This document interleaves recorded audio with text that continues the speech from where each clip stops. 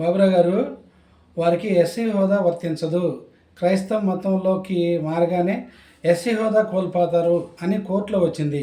దీని గురించి మీరేమంటారు? అందరికీ జై భీమ్. నా పేరు పిల్లి బాబురావు.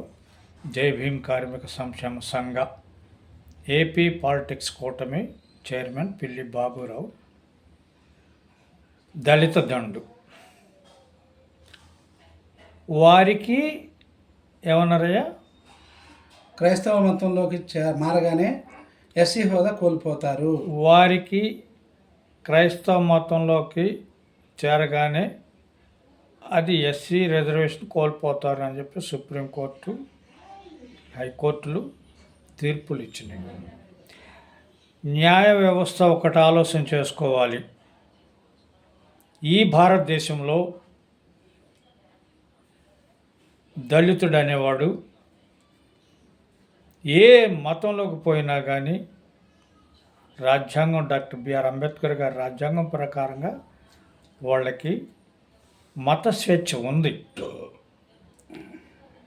ఈ హిందూ గోళ్ళకి కానీ, ముస్లిం గోళ్ళకి కానీ, క్రిస్టియన్ గోళ్ళకి కానీ, ఇంకో గోళ్ళకి కానీ ఈ గుళ్ళు నిర్మాణానికి మొట్టమొదటగా ఈ దళితులే సున్నప్పని, రాళ్ళు మోయటం, అన్నీ ఆ గృహాన్ని, ఆ మందిరాన్ని తయారు చేసేది వీళ్ళే. వీళ్ళు ఏ గుడికైనా కానీ పోయే హక్కు ఉంది. కష్టపడి వీళ్ళు ఆ గుడిని నిర్మించారు కాబట్టి డబ్బులు ఇస్తే ఇవ్వచ్చు, అదే వేరే విషయం. కూలి, జీవనోపాధి కాదు, జీవనోపాధి అది. కానీ ఏ గుడిలోనైనా గర్భగుడిలోకి కూడా వీళ్ళు గర్భగుడిని తయారు చేసిన వాళ్ళు కదా వీళ్ళు. అయితే సుప్రీంకోర్టు కానీ మరి కింద కోర్టులు కానీ న్యాయ వ్యవస్థ ఒకటి ఆలోచించాలి. ఈ దళితుడు బైబిల్ పట్టుకుంటే వాడికి రిజర్వేషన్ వినియోగంలోకి రాదు అని అన్నారు. ఇంకొక జడ్జిమెంట్లో 4 గోడల మధ్యలో దళితుడిని కులం పేరుతో దూషించిన అది ఎస్సీ అట్రాసిటీ కేసు కిందకు రాదు అని ఇంకొక న్యాయ తీర్పు. ఈ జడ్జీలు, ఈ న్యాయ వ్యవస్థ సనాతన ధర్మంతో అంటకాగుతున్నారని చెప్పేసి నేను దృఢంగా విశ్వసిస్తున్నా. ఈ భారతదేశం మూలాల్లోకి వెళ్తే స్వాతంత్రం రాకముందు, రాజుల పాలన ముందు, పురాణాల కాలంలో కూడా దళితుడు అంటరానివాడు, దళితుడు నీచుడు అని మాకు ఈ ఆధిపత్య కులాల వాళ్ళు పేర్లు పెట్టారే. కానీ ఏ గుడిలోకైనా పోయే హక్కు అందరికీ ఉన్నా కానీ ఈ దళితులకు మాత్రం లేదు. ఉదాహరణకి గత మాజీ రాష్ట్రపతి రామ్నాథ్ కోవింద్ గారు పక్కాగా హిందూ.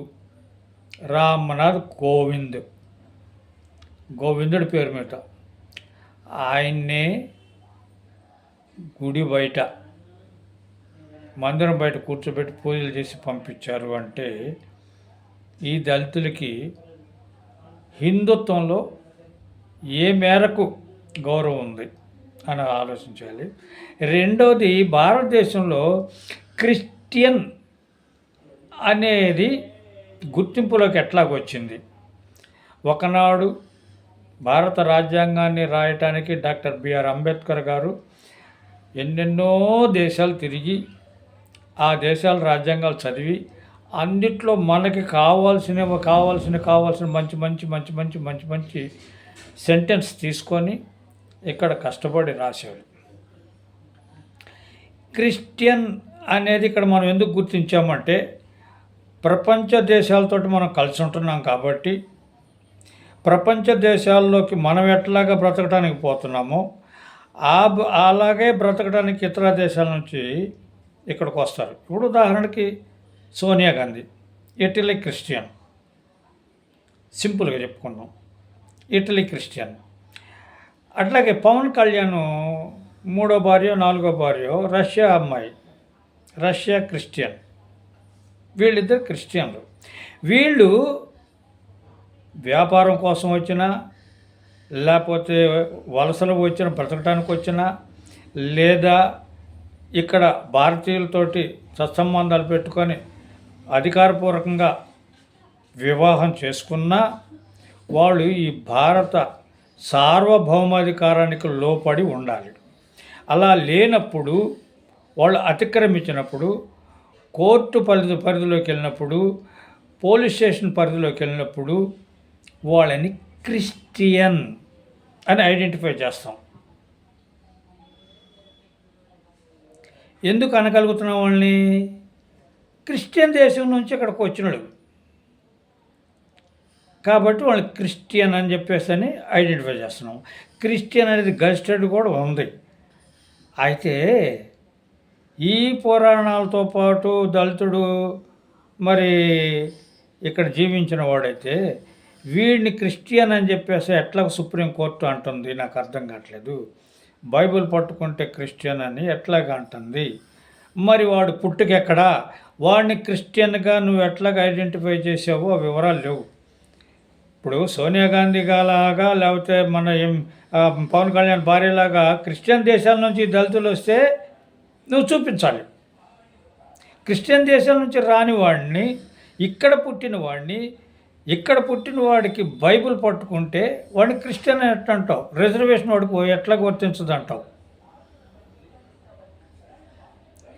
నిజంగా మీరు గుండె మీద చేసుకొని చెప్పండి. న్యాయ వ్యవస్థ కానీ, విశ్లేషకులు కానీ, ఈ వీడియో చూసేవాళ్ళు ఆలోచించాలి. భారతదేశంలో క్రిస్టియన్ మతం అనేది పొరుగు దేశాల నుంచి మన దేశంలోకి జీవించడానికి వచ్చిన వాళ్ళని గుర్తించడానికి సెక్షన్ ఉంది. కానీ బైబిల్ పట్టుకున్న వాళ్ళ క్రిస్టియన్ గారు. ఇప్పుడు క్రిస్టియన్లోనే మరి ఎన్నయ్య చౌదరి, రాయప్ప రెడ్డి, మరి జాకబ్ శాస్త్రి, అంటే రెడ్డి, కమ్మ, బ్రాహ్మణ్, వీళ్ళు ముగ్గురు కూడా ఈ రాష్ట్రం ఈ భారతదేశంలో వాళ్ళు క్రిస్టియన్ మతం తీసుకున్నారు. సరే, ఈ దళితుడు కూడా నువ్వు అన్నట్టుగా నేను బైబిల్ పట్టుకున్నావు, నువ్వు క్రిస్టియన్ అన్నావు కదా, వాడు కూడా క్రిస్టియన్. కాబట్టి వీళ్ళందరూ ఒకే గుళ్ళో ఉంటారు, వీళ్ళందరూ ఒకే ప్రార్థనలు చేస్తూ ఉంటారు, వీళ్ళంతా ఒకే నియమ నిబంధనలు పాటిస్తూ ఉంటారు. మరి వీళ్ళకి కంచం పొచ్చు మంచం పొచ్చు ఉందా? ఈ దళిత క్రిస్టియన్ని బ్రాహ్మణుడు అంటే జాకబ్ శాస్త్రి పాస్టర్ గారు ఇంటికి పిలిచి భోజనం పెడతాడా? అట్లనే ఎన్నయ్య చౌదరి నడింట్లో పిలిచి భోజనం పెడతాడా? అట్లానే రాయప్ప రెడ్డి నడింట్లో పిలిచి భోజనం పెడతాడా?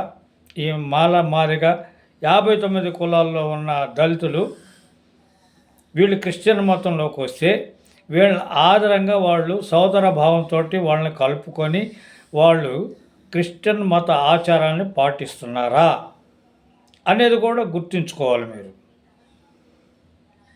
ఎందుకంటే వాళ్ళు రాయప్పరెడ్డి అయినా, ఎన్నయ్య సోదరు అయినా, జాకబ్ శాస్త్రి అయినా కానీ ఇక్కడ క్రిస్టియన్ మతంలో వచ్చే లబ్ధిని చేకూర్చుకోవడానికి కానీ వాళ్ళ అలవాట్లు, వాళ్ళ నియమాలు, నిబద్ధతలు అవి కంటిన్యూషన్ అవుతుంటాయి.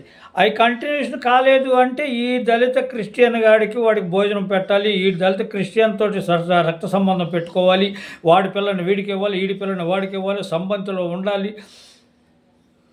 ఇవన్నీ జరుగుతున్నాయా? కాబట్టి సామాజిక కార్యకర్తలు కానీ, విశ్లేషకులు కానీ, ముఖ్యంగా న్యాయమూర్తులు, న్యాయ వ్యవస్థ ఆలోచన చేయాలని చెప్పేసి వీళ్ళని ఎస్సీలుగానే గుర్తించాలని చెప్పేసి డిమాండ్ చేస్తున్నాం. మరొకటి చెప్పాడు మన మిత్రుడు, 4 గోడల మధ్య దళితుడిని, వాడు మాల కావచ్చు, మాది కావచ్చు, రెల్లి కావచ్చు, డొక్క కావచ్చు, ఏదో కులవాడు ఎస్సీ దళితుడు, వీళ్ళకి నివేశ స్థలము 60 గజాలు లేదు. తాతల ముత్తాతల కాడ నుంచి కూడా వీళ్ళకి భూమిని దున్ని జీవనోపాధి కోసం ఎకరం భూమి లేదు. ఇలాంటి పరిస్థితుల్లో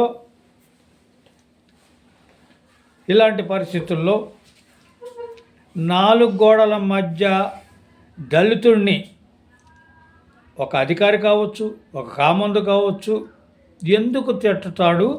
వీడిని 4 గోడల మధ్యకి ఎందుకు పోవాల్సి వస్తుందో ఆలోచన చేయాలి కదా. వాళ్ళ పొలాల్లో అంటే 5 ఎకరాలు 5 ఎకరాలు దళితుల పేరు మీద ఉండగానే ఆ భూములన్నీ అగ్ర కులాల చేతిలోనే ఉన్నాయి. మా పేరున ఉండ భూమిలో మేమే కూలోళ్ళుగా ఉండి ఆ దొరగారి దగ్గర అయ్యగారి దగ్గర బిచ్చం అడుక్కోవాలి పనిచేసి. మరి ఆ ఇంట్లో నేను బిచ్చం అడుక్కోవడానికి పోతే వాడు ఏ మూడ్లో ఉండినా కానీ నన్ను దళితుడు కష్టపడ్డాడు పనిచేశాడని చెప్పి డబ్బులు ఇవ్వడు. అమ్మ నా బుద్ధులు తిడతాడు కులం పేరుతోటి.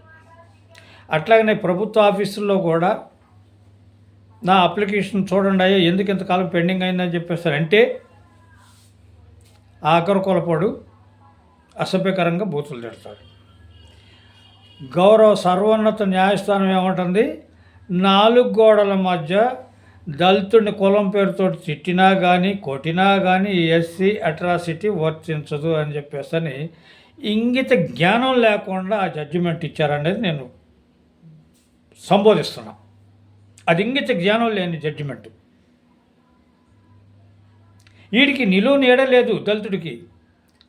ఆ దొరగారు ఇచ్చిన పంతంలోనే ఉండాలి, ఆ దొరగారు చెప్పిన పొలంలోనే ఉండాలి, ఆ దొరగారు ఇచ్చిన బరిగొడ్లకే చాకరీ చేయాలి. నేను ఆడింట్లో 4 గోడల మధ్య బతికే స్థితి అయితే నాది. 4 గోడల మధ్య తిడితే కేసు వర్తించదు, ఎస్సీ అట్రాసిటీ వర్తించదు అంటే దుర్మార్గం. ప్రభుత్వ అధికారులకు కూడా నేను విన్నవిస్తున్నాను, ఇలాంటి చర్యలు తీసుకోవద్దు. సర్వోన్నత న్యాయస్థానం అని గొప్పగా చెప్పుకున్నా కానీ పనికిమాలిన న్యాయస్థానం కూడా ఈ దిగజాడుతానికి వచ్చింది. సనాతన ధర్మానికి కోఆపరేషన్ చేస్తున్నారు. సనాతన ధర్మం ఈ భారతదేశంలో రద్దయింది.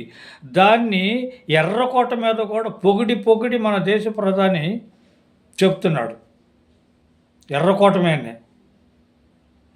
కాబట్టి సనాతన ధర్మం మీద ఆలోచనతోటి దళితులను అవమానకరంగా మాట్లాడటం, దళితులను అవమానకరంగా తిట్టడం, హైకోర్టులో తీర్పులు, సుప్రీంకోర్టులో తీర్పులు, హైకోర్టులో తీర్పుల్లోనేమో ఈ 4 గోడల మధ్య అంటే మటుకు అది చల్లదు అని చెప్పేసి అంటాం దుర్మార్గం అని జై భీమ్ కార్మిక సంక్షేమ సంఘం అధ్యక్షుడు పిల్లి బాబురావుని గుర్తు చేస్తున్న సమాజానికి. Thank you.